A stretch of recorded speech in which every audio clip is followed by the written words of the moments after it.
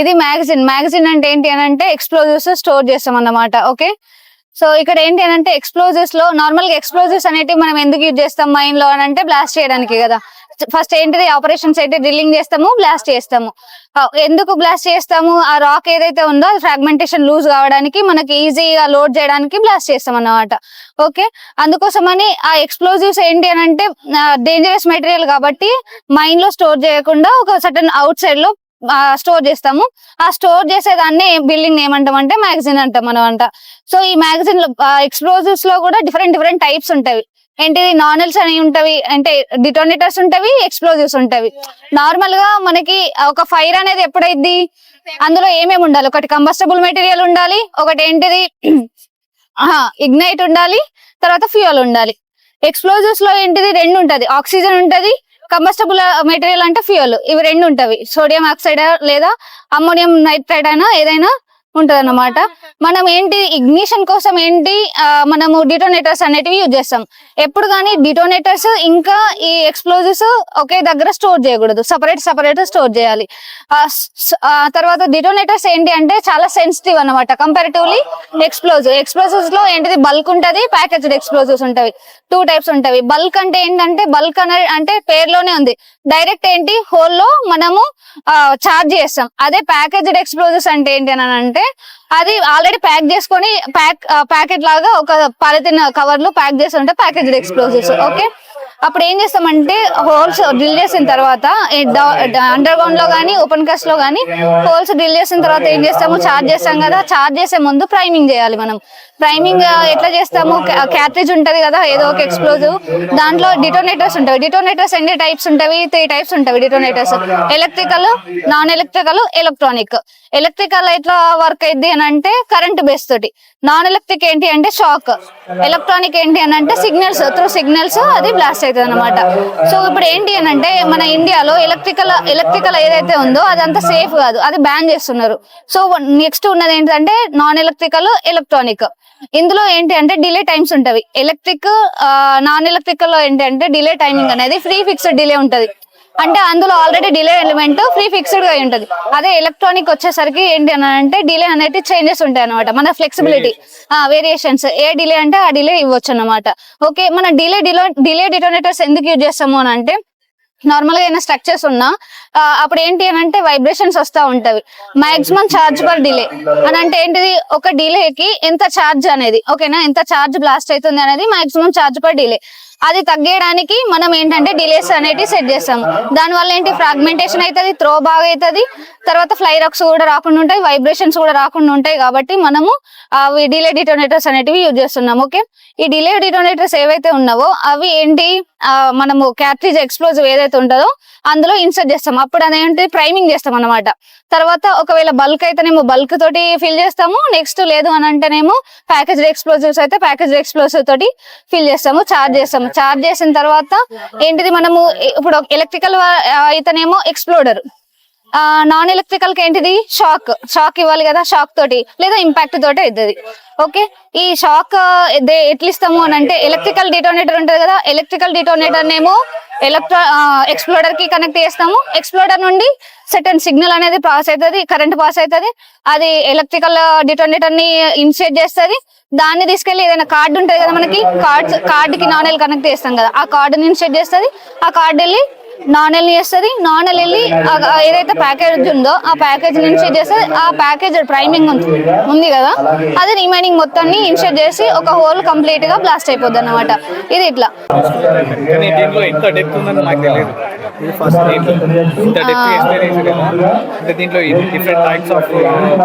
Detonators ఉంటవి. Explosives లో కూడా different types ఉంటవి. ఇప్పుడు మనం కోల్ మైన్ లో ఇక్కడ ఏంటి అని అంటే ఏ డిటోనేటర్స్ యూజ్ చేస్తున్నారో నాకు కూడా ఎగ్జాక్ట్ తెలియదు. కాకపోతే ఎక్స్ప్లోజివ్ ఏంటి P5 అనేది ఎక్స్ప్లోజివ్ యూజ్ చేస్తాం. P5 ఎందుకు యూజ్ చేయాలి? ఇక్కడ P5 ఎక్స్ప్లోజివ్స్ యూజ్ చేస్తాం కదా, P5 టైప్ ఎందుకు చేయాలి? మిగతా చాలా ఉన్నాయి కదా, అవి కూడా యూజ్ చేయొచ్చు. ఓన్లీ P5 ఎందుకు యూజ్ చేయాలి? P5 ఎందుకు యూజ్ చేయాలి అని అంటే నార్మల్ గా ఏంటిది మన కోల్ మైన్స్ లో మీథేన్ అనేది ఉంటది కదా, మీథేన్ ఏంటిది ఇన్ఫ్లేమబుల్ గ్యాసెస్. నార్మల్ గా చిన్నగా ఏదైనా స్పార్క్ వచ్చినా అదేమంటది మీథేన్ ఎక్స్ప్లోజన్ అయ్యిద్ది. సో అందుకోసమని ఈ P5 ఎక్స్ప్లోజివ్స్ లో ఏంటి అని అంటే వాళ్ళు మ్యానుఫ్యాక్చర్ చేసేటప్పుడే ఏంటి అని అంటే ఫ్యూమ్స్ ఉంటాయి కదా, ఆ ఫ్యూమ్స్ ని ఇగ్నైట్ చేయకుండా ఉండేలాగా చేస్తారు. ఏదైతే స్పార్క్ వస్తుందో ఇప్పుడు ఇన్సెట్ అయ్యింది కదా, ఇన్సెట్ అయినాక ప్రతి దాంట్లో స్పార్క్ వస్తుంది. ఆ స్పార్క్ ఏదైతే ఉందో దానికి ఏది మీథేన్ ఉంటాయి కదా, మీథేన్ ఇన్సెట్ చేసేంత ఎనర్జీ ఉండదు అన్నమాట. ఓకే, అంత స్ట్రెంత్ ఉండదు. అట్లా మనం మ్యానుఫ్యాక్చరింగ్ చేస్తాం అన్నట్టు P5. సో అందుకోసమని P5 ఎక్స్ప్లోజివ్స్ అనేటివి, అంటే P5 అంటే permitted explosive. Okay, permitted explosive ఎందుకనంటే దీనికి అది ఇన్షియేట్ చేసే మీథేన్ ఇన్షియేట్ చేసే అంత కెపాసిటీ లేదు కాబట్టి మనము P5 ఎక్స్ప్లోజివ్స్ అనేటివి యూజ్ చేస్తాము. ఓకే, డెవలప్మెంట్ లోనైతే హార్జెంటల్ గా హోల్స్ చేస్తాము, ఇక్కడైతే వర్టికల్ గా చేస్తాము. అది ఇంకేమైనా ఇంకా నెక్స్ట్ ఇది వచ్చేసి చూస్తే ఇక్కడ ఏంటిది శాండ్ యూజ్ చేస్తాం. శాండ్ ఎందుకు యూజ్ చేస్తాము? సంథింగ్ ఏదైనా ఫైర్ అయినప్పుడు శాండ్ అనేది ఏంటిది ఇంకంబస్టబుల్ మెటీరియల్.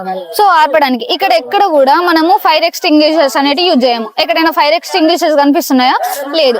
ఎందుకు ఫైర్ ఎక్స్టింగ్విషర్స్ యూజ్ చేయము? ఎందుకనంటే ఎక్స్ప్లోజివ్స్ లో already first of all fire extinguishers ఎందుకు యూజ్ చేయాలి? ఎందుకంటే ఒక ఫైర్ అయింది, ఫైర్ అయితే ఏంటిది ఫైర్ ఎప్పుడు జరుగుతుంది? 3 కాంపోనెంట్స్ ఉండాలి. ఏంటంటే ఒకటి కంపోజిస్టబుల్ మెటీరియల్ ఉండాలి, ఒకటి ఇగ్నిషన్, సోర్స్ ఆఫ్ ఇగ్నిషన్ ఉండాలి, ఒకటి ఆక్సిజన్ ఉండాలి. ఇవి 3 ఉన్నప్పుడు మాత్రమే ఫైర్ అయింది. ఇక్కడ ఏంటి అని అంటే ఫైర్ ఎక్స్టింగ్విషర్స్ ఎందుకు యూజ్ చేస్తాము అని అంటే ఆక్సిజన్ సప్లైని క్వెంచ్ చేస్తాం, ఆపేయడానికి యూజ్ చేస్తాం. కానీ ఎక్స్ప్లోజివ్స్ లో ఆల్రెడీ నీకు కంబస్టబుల్ ఫ్యూయల్ ఉన్నది, తర్వాత ఆక్సిజన్ ఉంది. నువ్వు బయట నుండి ఆర్పేసినా కూడా ఆల్రెడీ ఆక్సిజన్ అందులో ఉంది కదా. సో మనము అందుకోసమని అది యూజ్ చేసిన ఎక్స్ప్లోజన్ అయ్యిద్ది తప్ప మనకే ప్రమాదం అయ్యిద్ది తప్ప అందులో అదేమంటారు చల్లరదు. ఓకే, ఫైర్ ఎక్స్టింగ్విషర్ అందుకే ఇక్కడ యూజ్ చేయము. ఇంకొకటి ఏంటి అంటే నార్మల్ గా వాటర్ ఉంటది, ఒక వాటర్ బేసిన్. ఎవరైతే ఇది మ్యాగజైన్ కి వెళ్తారో లోపలికి వెళ్లే వాళ్ళు ఆ షూస్ ఏంటి అంటే అందులో ఒకసారి వెళ్ళి డిప్ చేసి లోపలికి వెళ్ళాలి. ఎందుకు వెళ్ళాలి అని అంటే నేను చెప్పా. ఎందుకనంటే మనకు హ్యూమన్ బాడీ నుండి ఏంటిది స్టాటిక్ ఛార్జ్ అనేది జనరేట్ అవుతుంది.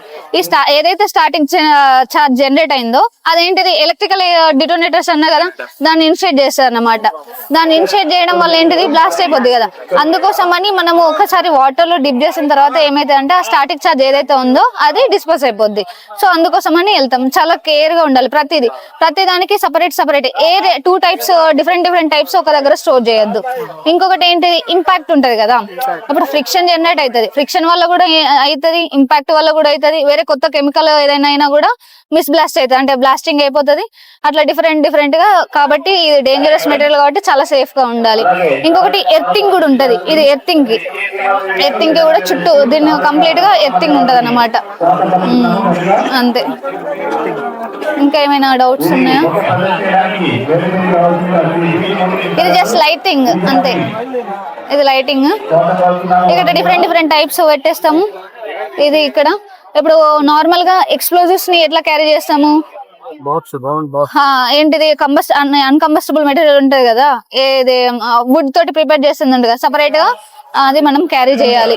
ఎప్పుడు జస్ట్ బ్లాస్ట్ చేసే ముందు మాత్రమే మనం ప్రైమ్ చేసి చార్జ్ చేసి చేయాలి. తర్వాత కనెక్షన్స్ కూడా అన్ని ఒకటేసారి కనెక్షన్స్ చేసి పెట్టకూడదు. బై ఛాన్స్ ఏదైనా ఏమంటారు ఇగ్నైట్ అయింది అనుకో, కంప్లీట్ గా మనము మిస్ బ్లాస్ట్ అంటే అనుకున్న టైం కాకుండా అట్లా బ్లాస్ట్ అయ్యే ఛాన్స్ ఉంటది. అట్లా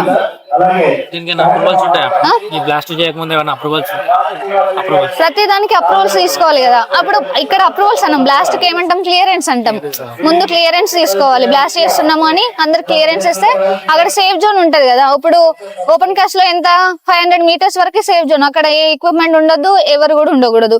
అదే అండర్ గ్రౌండ్ లో అయితే 290 degrees అని అంటారు అన్నమాట. 290 degrees వరకు అక్కడ ఎవరు ఉండకూడదు అట్లా. Okay, Thank you, madam.